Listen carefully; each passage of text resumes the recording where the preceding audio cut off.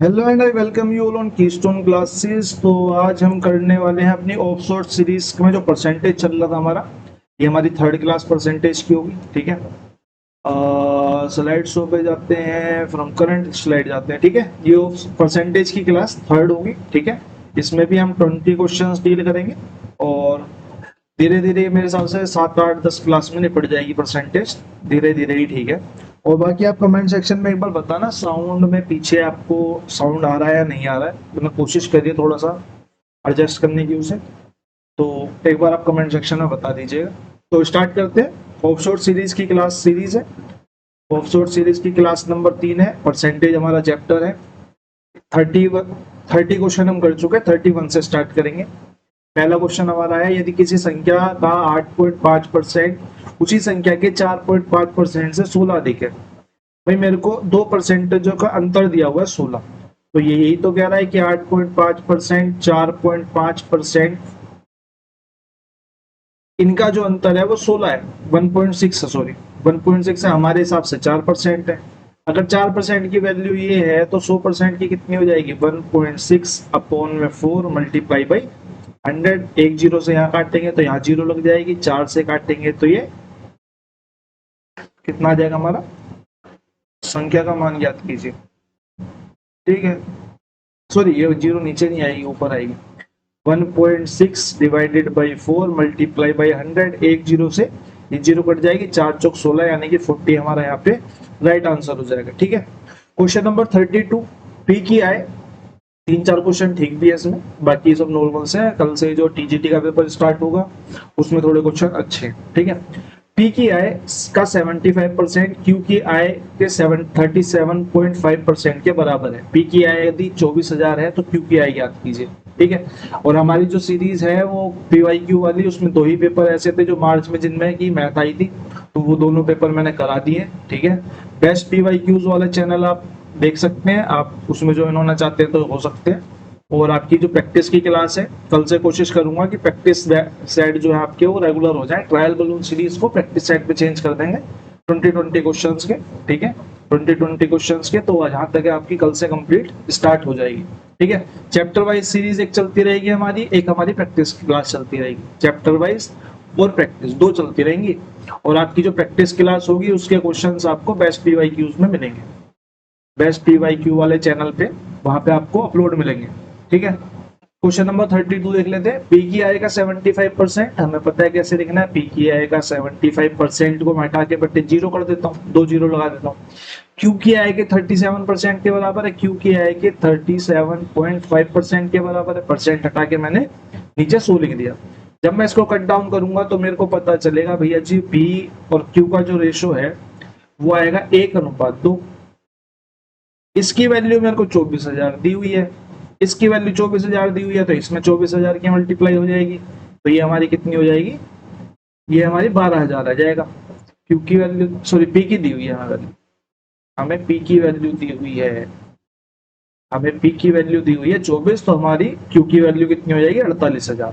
ठीक है, इरेजर पे इरेजर लिए जा रहे हैं हम।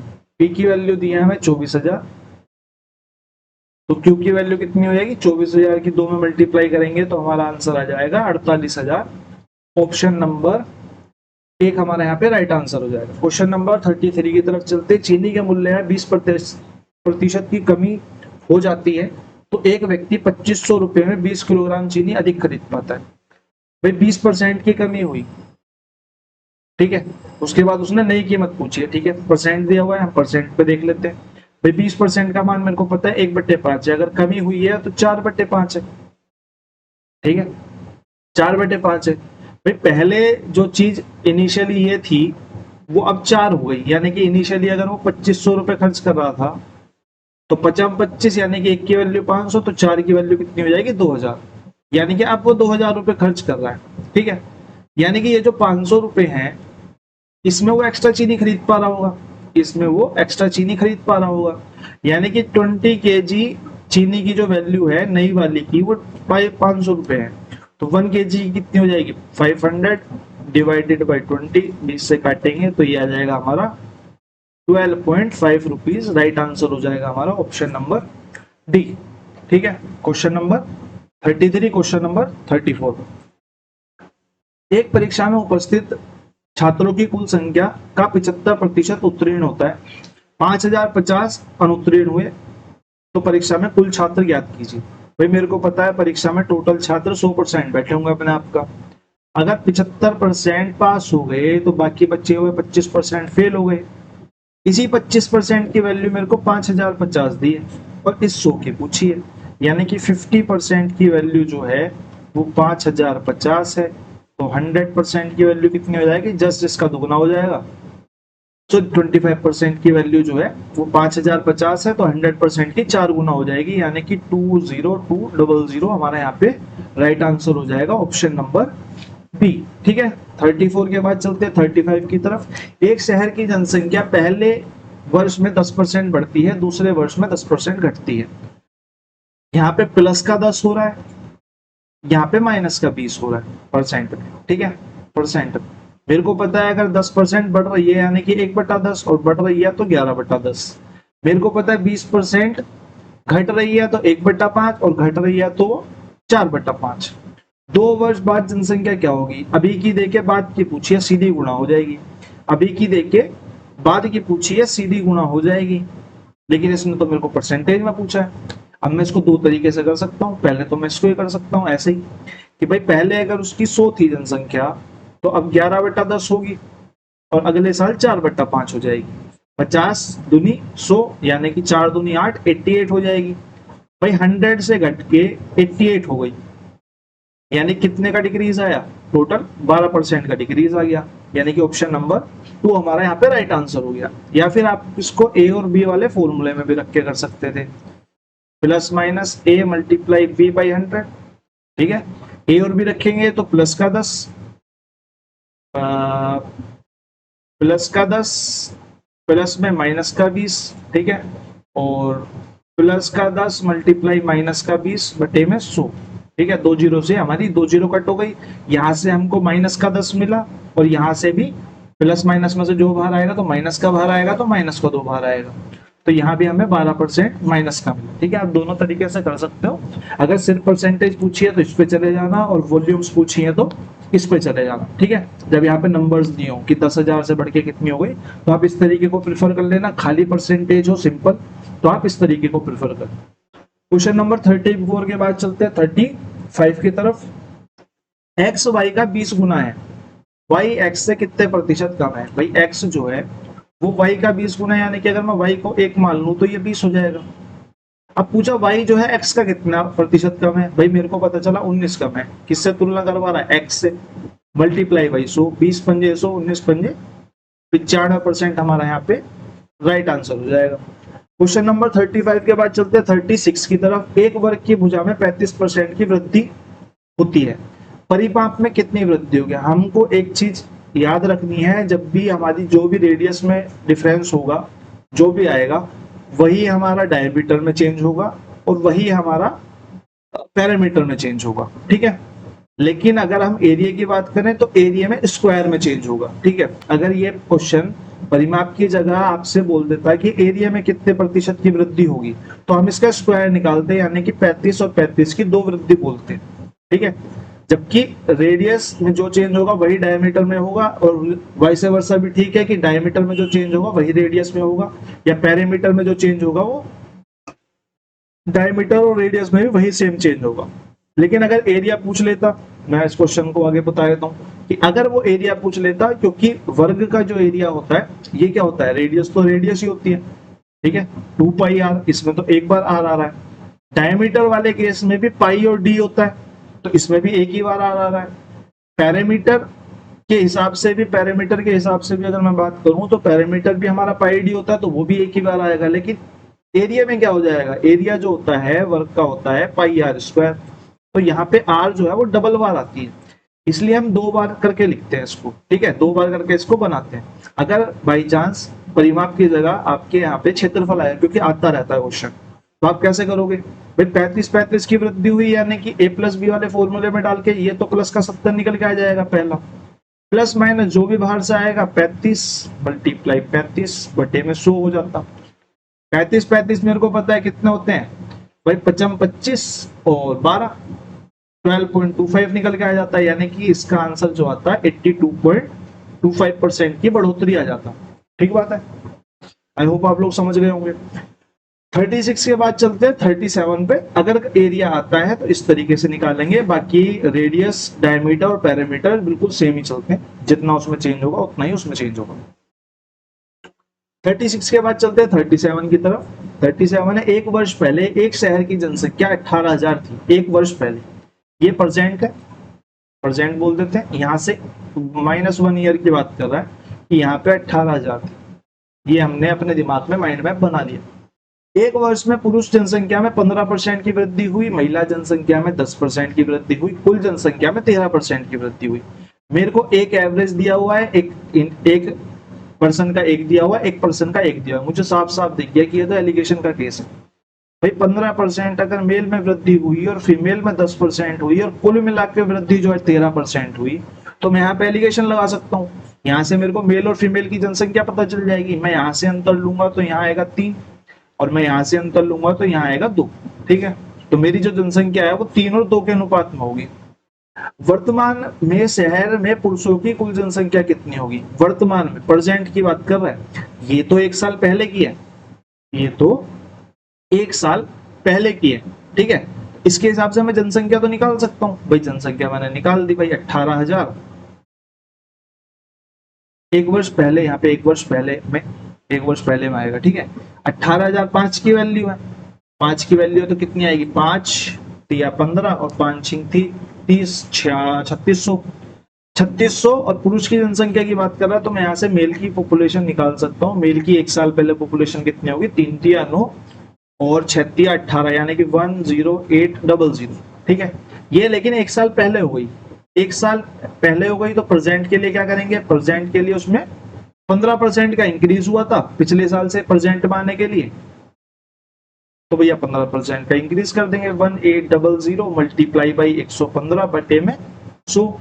2 जीरो से 2 जीरो खत्म, 108 की 115 में मल्टीप्लाई करेंगे तो हमारा जीरो आएगी 1, जीरो आएगी 1। तो मल्टीप्लाई कर ही लेते हैं। 108 115, 8 पंजे 40 की 0, 4 4 का 4 ही 4, 5 का 5 ही 5, मल्टीप्लाई बाई 801 मल्टीप्लाई बाई 801।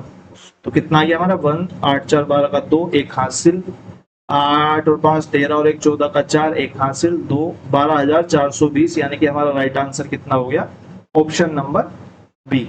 अच्छा क्वेश्चन था, आई होप आप लोग समझ पाएंगे। अगर लास्ट वाली लाइन नहीं पढ़ोगे या शुरू वाली लाइन मिस कर दोगे तो ये क्वेश्चन आपको दोबारा करना पड़ेगा। ठीक है, 37 के बाद चलते हैं 38 पर। सिंपल सा क्वेश्चन है, कई बार कर चुके हैं, तो अब इस सीरीज में भी हम होमवर्क देना स्टार्ट कर देते हैं। 38 का आपका ये होमवर्क है। ठीक है, 20% अनुत्तीर्ण हुए, 250 टोटल थे तो उत्तीर्ण पूछे 100 मानोगे, और 20 अगर फेल हुए हैं तो 80 पास हुए होंगे। ये अगर 100 की वैल्यू है तो 80 की निकालनी है, 200 आंसर आ जाएगा आपका। ठीक है, तो ये आपके होमवर्क में अपने पेन कॉपी में खुद कीजिएगा। 39 पे चलते हैं। Sonia bought a 3 BHK flat at this rupees if its value appreciates at the rate of 10% per annum. Find the value of the flat after 2 years. यानी कि 2 वर्ष बाद की बात कर रहा है, प्रेजेंट की देके 2 वर्ष बाद की बात कर रहा है, यानी कि 2 बार मल्टीप्लाई होगी 10% की, क्योंकि वैल्यू दी हुई है तो हम यहाँ पे मल्टीप्लीकेशन के केस से करेंगे। वैसे बोला होता तो 10% मुझे देखते पता चल जाता कि 21% का एप्रिसिएशन हुआ होगा। ठीक है, फॉर्मूले में डालूंगा, मेरा डायरेक्ट आएगा 21% का एप्रिसिएशन। अगर आपको ऐसे आता है तो आप इसे डायरेक्ट कर सकते हो कि 25 1 2 3 4 5, और 21% का एप्रिसिएशन का मतलब है कि 121 हो जाएगी 100 की वैल्यू। 2 जीरो से 2 जीरो काट देंगे, सॉरी 3 काट दी मैंने, और 121 की मल्टीप्लाई इसमें करेंगे 25 में तो कितना आएगा? 121 की मल्टीप्लाई 25 में, 5 10 की 0, 1 हासिल 6, 2 4 2 5 2 0 3, यानी कि इसकी वैल्यू कितनी आ जाती? 3025 और 30। ठीक है, ये हमारी वैल्यू आ जाती है। और अगर आपको वैसे करना है तो आप वैसे कर लो कि जो प्रेजेंट का दिया हुआ है वो मेरे को दिया हुआ है 25,000, सॉरी 2,50,00,000। हाँ, 3 2 5। ठीक है, और 10% की वैल्यू मेरे को पता है 1/10 होती है, और बढ़ेगी तो 11/10 हो जाएगी, तो 11/10 की 2 बार मल्टीप्लाई हो जाएगी। बात वहीं आएगी, अगर आपको वो आता है ए प्लस भी आप 10% में तुरंत लगा सकते हो तो डायरेक्ट 121/100 लिख दोगे, वरना आप इसको ऐसे लिख के भी कर सकते हो, आएगा ये भी 121/100 ही। ठीक है, क्वेश्चन नंबर 39 के बाद चलते हैं क्वेश्चन नंबर 40 की तरफ। क्वेश्चन नंबर 40 हमारा क्या कह रहा है? क्वेश्चन नंबर 40 हमारा थोड़ा अच्छा क्वेश्चन है। ठीक है, एक शहरी क्षेत्र में विशेष स्कूल में 18 वर्ष से कम आयु के 90% छात्र नामांकित थे। भाई मैंने मान लिया कि टोटल छात्र जो थे वो 100 थे, या 100 ही मान लेते हैं, चलो छोड़ो एक्स के मान। ठीक है, 90% नामांकित थी तो 90 नामांकित हो गए, नॉमिनेटेड हो गए या एनरोल्ड हो गए, सॉरी। अब अगली लाइन पढ़ लेते हैं। कोविड-19 के कारण क्लासेस जो है वो ऑनलाइन चल रही है, जैसे कोविड में चली थी, तो कोविड के टाइम का ये क्वेश्चन बना हुआ है, जिसमें से कि केवल 60% लोग नियमित रूप से ऑनलाइन कक्षाओं में भाग ले रहे हैं। यानी कि 90 का 60% जो है, 90 का 60% जो है वो ऑनलाइन क्लासेस ले रहे हैं। यदि 270 छात्र नियमित है तो 18 वर्ष से कम आयु के कितने छात्र कक्षा में हैं? ये वाली लाइन को नोट करके रखना है कि कक्षा में जो छात्र हैं वो एनरोल्ड ही हैं। ठीक है, ये 100 की वैल्यू नहीं पूछ रहा है, ये आपसे 90 की वैल्यू पूछ रहा है।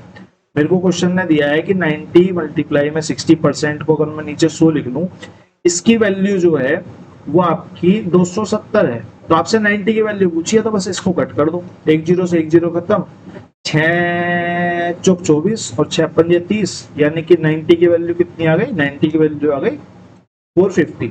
यही हमारा राइट आंसर हो जाएगा, ऑप्शन नंबर बी हमारा करेक्ट आंसर हो जाएगा। क्वेश्चन नंबर 41 की तरफ को चलते हैं। जून में अमित का पेट्रोल बिल 1200 रुपए है। जून में अमित का पेट्रोल बिल 1200 रुपए है। अच्छा क्वेश्चन है, इंपोर्टेंट क्वेश्चन है, आप इसको अपनी कॉपी में नोट डाउन भी कर सकते हो। जुलाई में पेट्रोल की कीमत 15% की वृद्धि होती है और उसकी खपत में 15% की कमी होती है।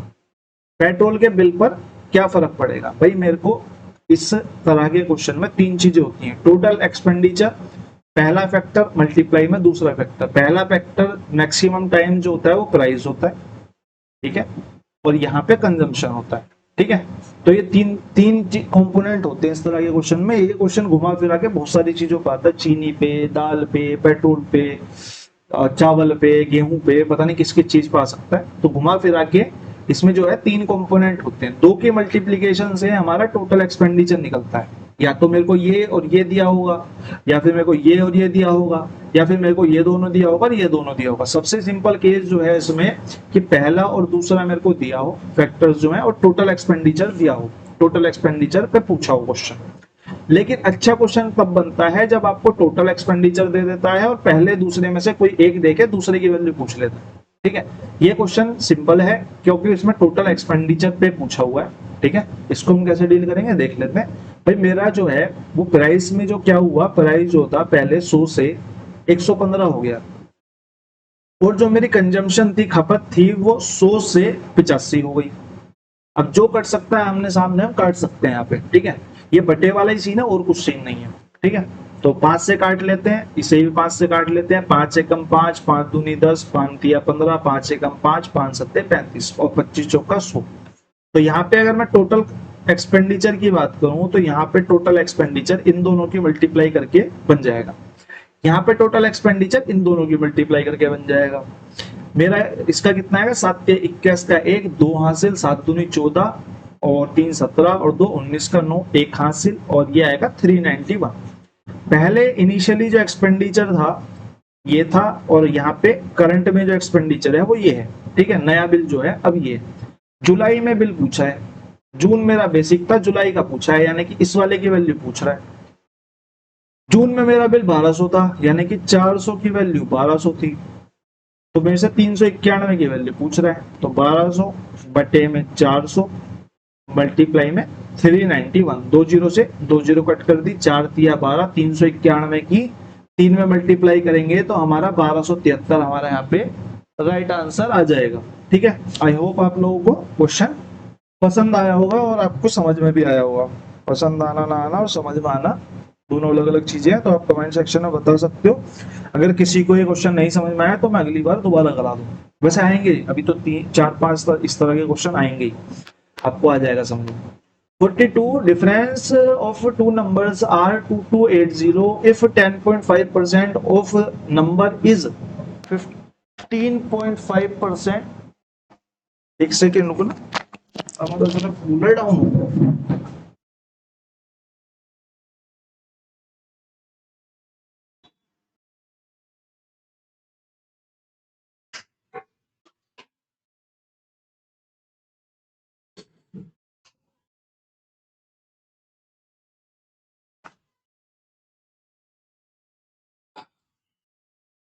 बीच लेक्चर में हमारी लाइट चली गई है गाइस, बीच लेक्चर में हमारी लाइट चली गई है।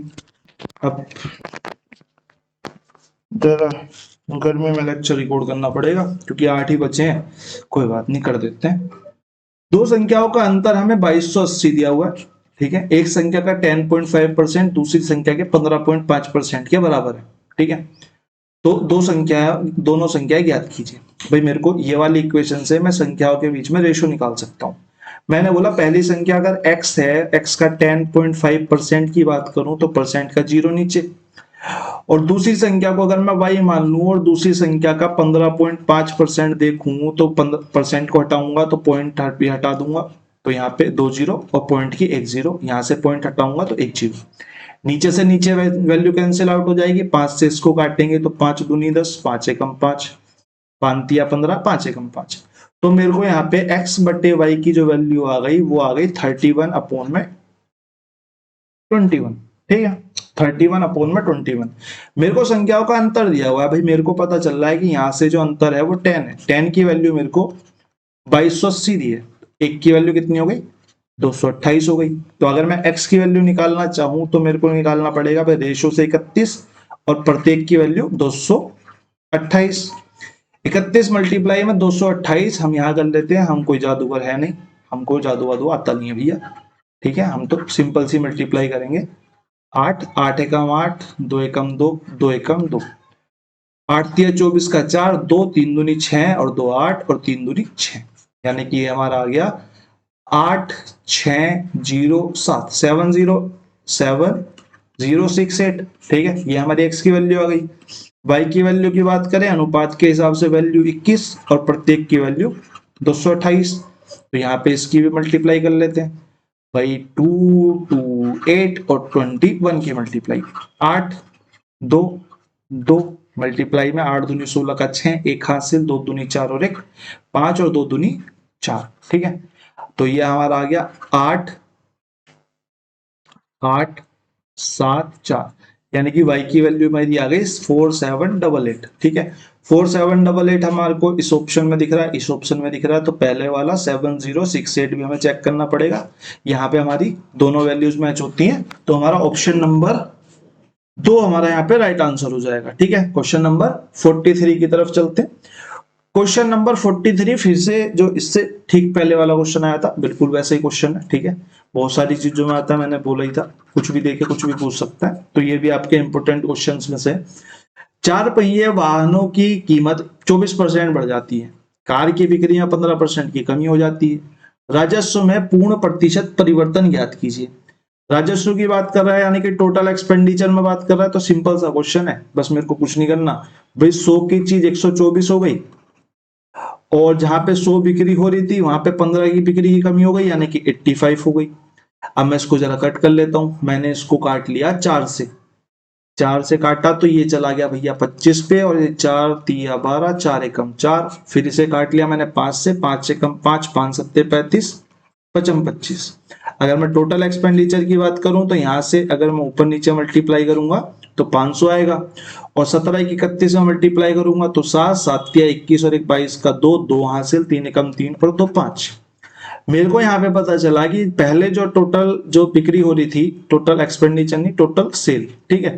पहले जो बिक्री हो रही थी 500 की हो रही थी, अब जो बिक्री हो रही है वो 527 की बिक्री हो रही है। कितने की बिक्री ज्यादा हो रही है 27 की, कितने पे इनिशियली हमारी 500 की बिक्री थी, मल्टीप्लाई बाई 100, 2 जीरो से 2 जीरो काट देंगे, 5 से इसको काटेंगे तो 55 25 और 5 अट्ठे, सॉरी 5 चौक 20, यानी कि 5.4% हमारा यहाँ पे राइट आंसर हो जाएगा ऑप्शन नंबर बी, ठीक है।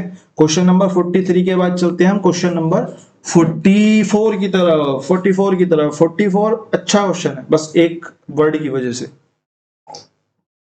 सिर्फ एक वर्ड की वजह से ये काफी अच्छा क्वेश्चन है। ठीक है, जहां तक है आप लोगों को पता होना चाहिए कि 1 से लेके 50 तक हमारी टोटल 15 संख्या ऐसी होती हैं जो विषम होती हैं, मेरी वर्डिंग पे ध्यान देना, विषम होती हैं 15। ठीक है, और 1 से लेके 100 तक हमारी टोटल संख्या जो विषम होती हैं वो होती है हमारी 25। अब मैं यहाँ पे विषम क्यों कह रहा हूं, ठीक है, सॉरी अभाज्य संख्या, सॉरी प्राइम नंबर, जो प्राइम होते हैं वो हमारे 15 होते हैं, अभाज्य जो होते हैं, और यहाँ पे हमारे 1 से 100 तक प्राइम नंबर जो अभाज्य संख्या होती है वो 25 होती है। लेकिन इस क्वेश्चन में जो दिया हुआ है ये दिया हुआ है विषम अभाज्य संख्या है। अब इसके बारे में जानने के लिए आपको पता होना चाहिए कि एक जो वर्ड नंबर होता है 2, ये हमारा इवन होता है और प्राइम नंबर होता है। ठीक है, इसके बारे में एक बात हमेशा याद रखना, ओनली प्राइम नंबर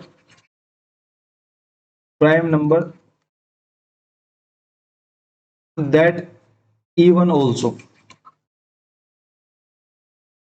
मतलब कि एक सिर्फ एक ऐसा नंबर है जो इवन भी है और प्राइम भी है, बाकी कोई भी इवन नंबर जो होता है वो प्राइम नंबर नहीं होता।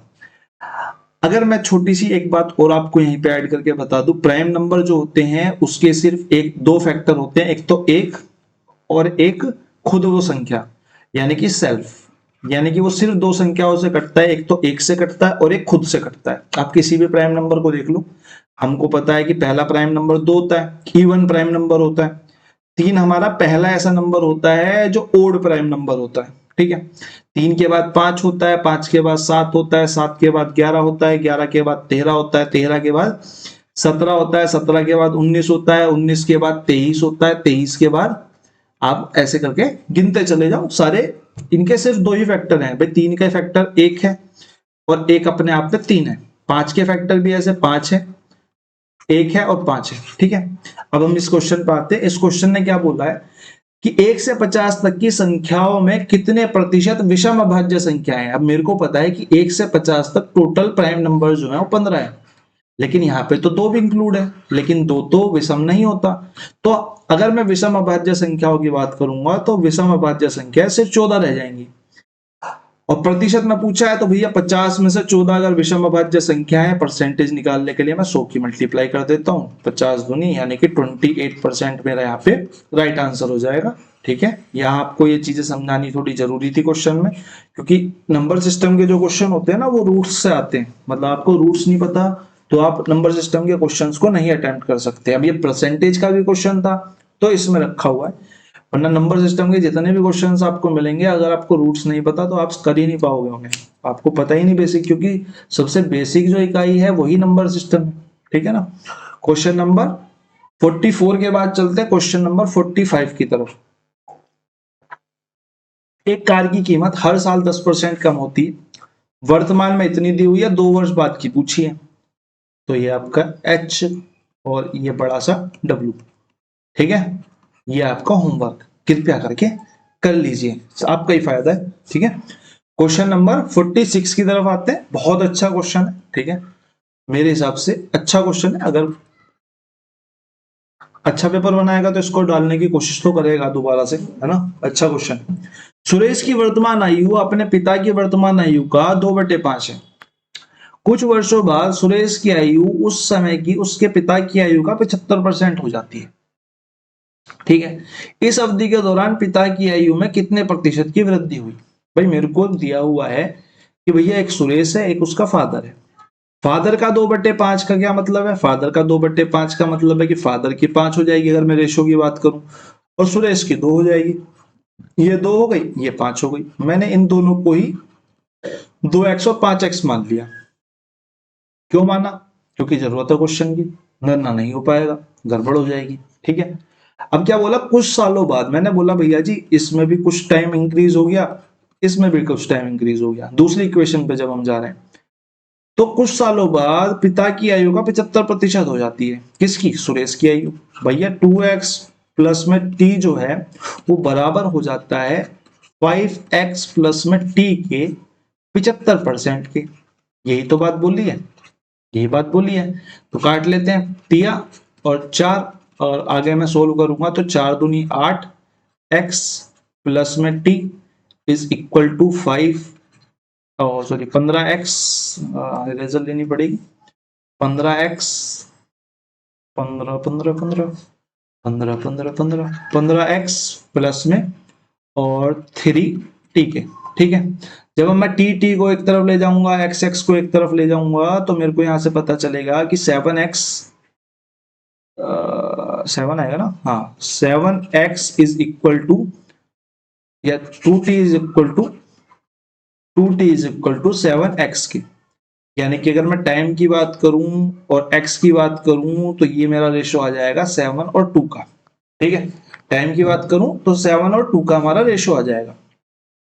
7 और 2 का अगर हमारा रेशो आ गया तो मेरे को एक बात बताओ, एक बात छोटी सी बताओ कि भैया हम क्या कर दिया हमने, एक सेकंड रुक जाओ।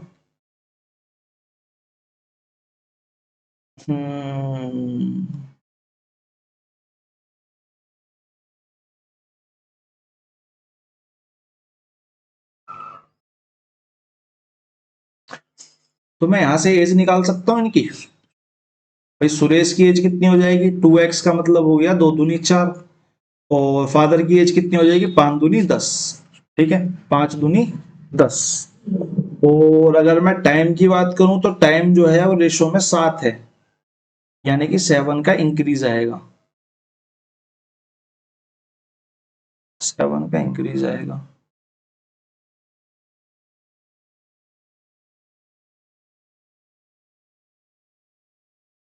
तीन और 1, अरे 40 है यार, मैं भी तो बोलूं मैं कहाँ गड़बड़ कर रहा हूँ, छोटी सी गड़बड़ हो गई इसमें, एक सेकेंड रुक जाओ। ये जो है ये टी नहीं है, ये 40 है।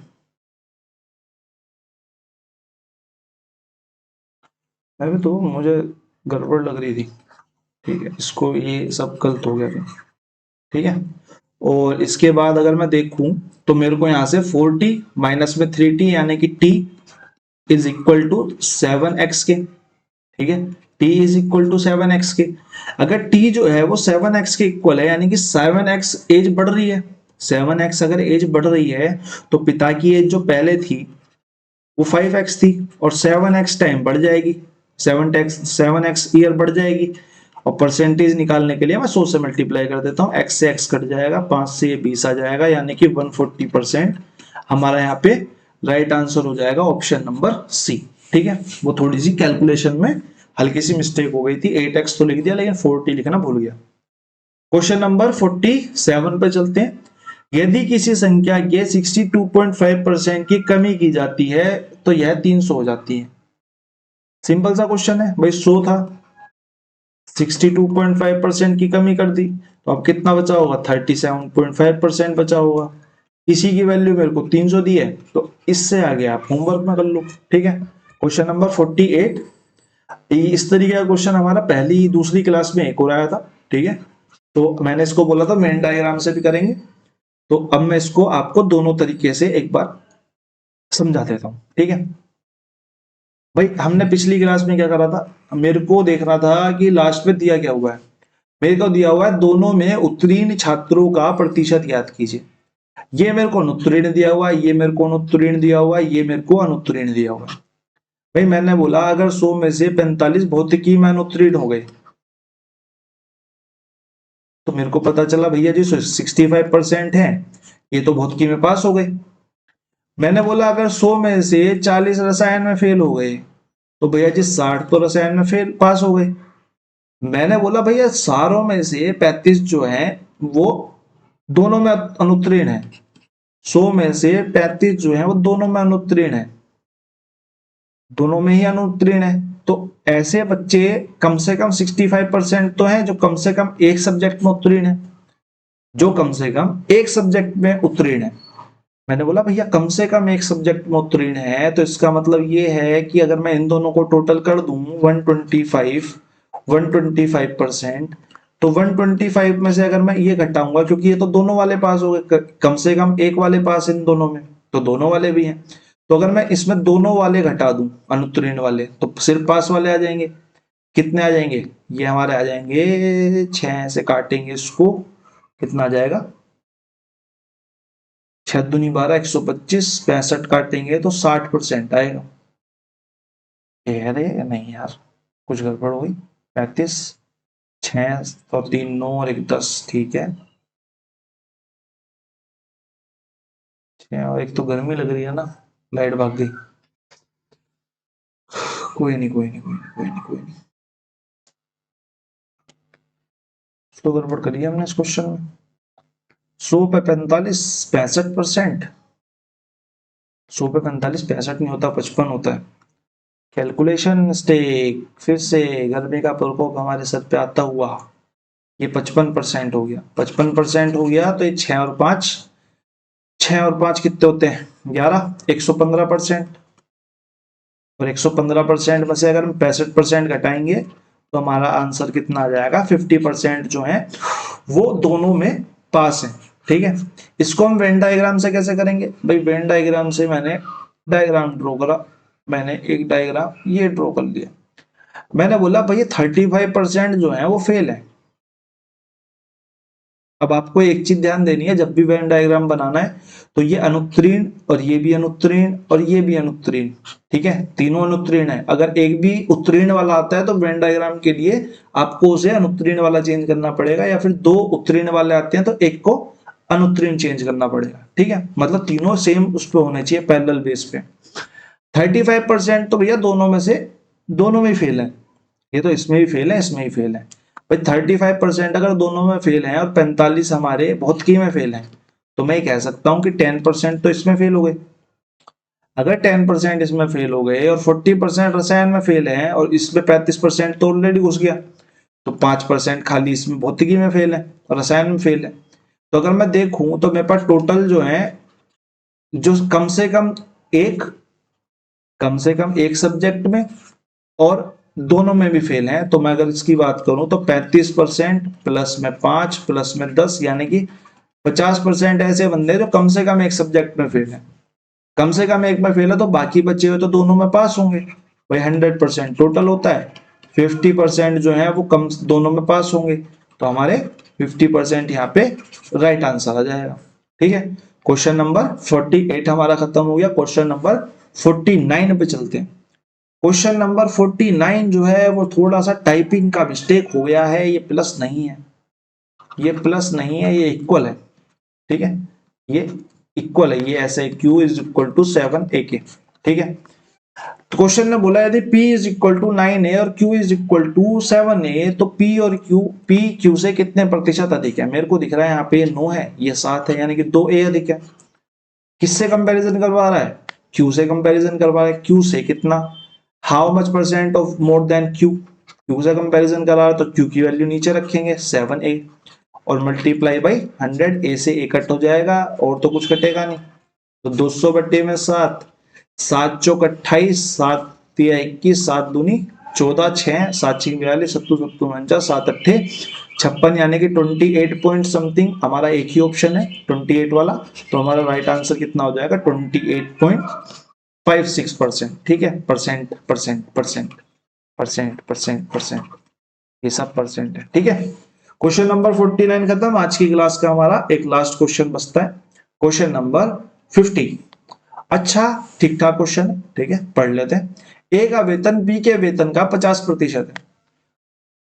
ए का वेतन बी के वेतन का 50% का मतलब है कि आधा है। ए का वेतन बी के वेतन का अगर आधा है तो मैं इसको 2 मान लेता हूं तो ये 1 हो जाएगा, आधा हो गया। या फिर आप ऐसे भी कर सकते हो, अगर आपका बेसिक थोड़ा सा हल्का है, 50% की वैल्यू होती है 1/2। 2 अगर बी है तो 2 में से 1 घटा देंगे, 2 में से 1 घटाएंगे तो 1 हमारा ए हो जाएगा। ठीक है, अब इसने बोला ए के वेतन में 60% की वृद्धि और बी के वेतन में 20% की कमी कर दी जाती है। भाई एक बात बताओ, अगर ये मेरा रेशियो आ ही गया तो मैं इसके 2 जीरो लगा सकता हूँ, इसके भी 2 जीरो लगा सकता हूँ, बात अब भी बराबर ही है। अगर इसमें मैं 60% का इंक्रीज करूंगा तो ये 160 हो जाएगा। ठीक है, सीधा सीधा। अगर मैं इसमें 20% का डिक्रीज करूंगा तो 2 दूनी 4, 40 का डिक्रीज होगा, 40 का डिक्रीज होगा, यानी कि ये भी 160 हो जाएगा।